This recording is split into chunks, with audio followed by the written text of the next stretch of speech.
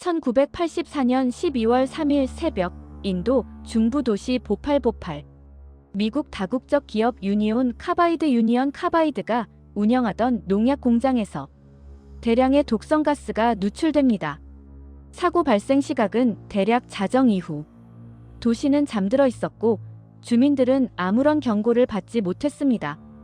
가스는 바람을 타고 인근 주거 지역으로 빠르게 확산되었고 수십만 명이 순식간에 노출되었습니다. 공식 집계 사망자는 수천 명이지만 장기 후유증과 비공식 통계를 포함하면 피해 규모는 수십만 명에 이릅니다. 이는 현대 산업사에서 가장 치명적인 화학 사고 중 하나로 기록됩니다.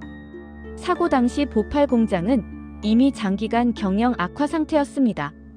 설비 유지비 절감, 안전 인력 감축, 노후 장비 교체 지연, 자동 감시 시스템 비활성화.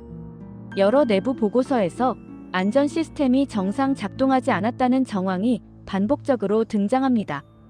가스 저장 탱크의 온도 압력 감지 장치 일부는 꺼져 있었고 비상 중화 장치 또한 충분히 작동하지 못한 상태였습니다.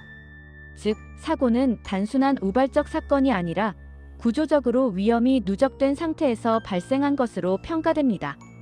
사고 이후 한 현장 직원은 이렇게 증언합니다. 우리는 설비가 불안정하다는 걸 알고 있었습니다. 하지만 예산이 없다는 이유로 수리는 계속 미뤄졌습니다. 또 다른 직원은 경보 시스템이 제대로 울리지 않았다고 말합니다. 경보는 있었지만 자주 오작동해서 대부분 무시하는 분위기였습니다.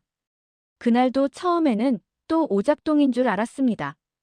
이 증언들은 사고가 예측 불가능한 천재지변이 아니라 관리 실패와 경고 무시의 결과였음을 보여줍니다.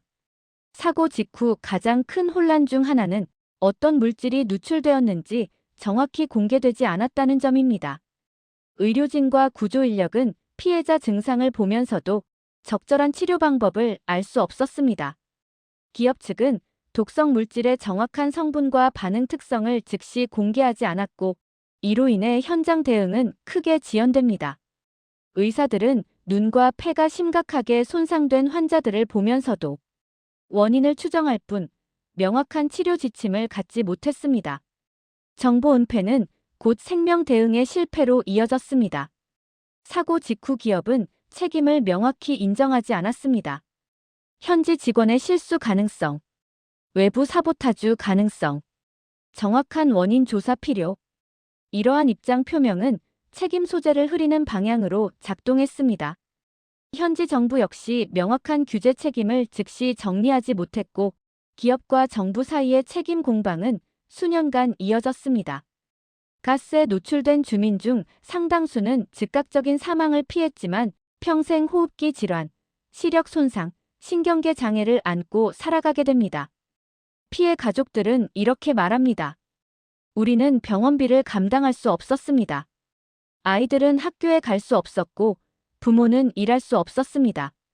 보상 절차는 복잡했고 지급 금액은 실제 피해를 감당하기에 턱없이 부족했습니다.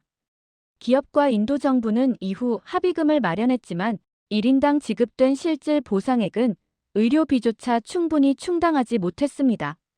장기 치료 비용 반영 부족, 피해 규모 축소 평가, 피해자 개별 심사 지연, 법적 분쟁은 수십 년간 이어졌으며 많은 피해자는 판결을 기다리다 생을 마쳤습니다.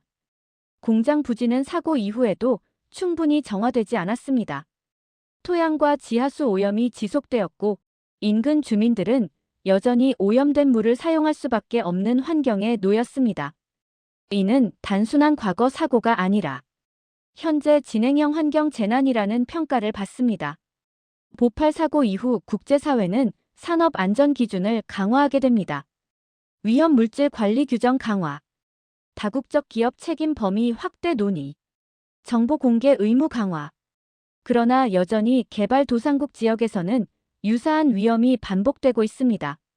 보팔 참사는 단순한 사고가 아닙니다.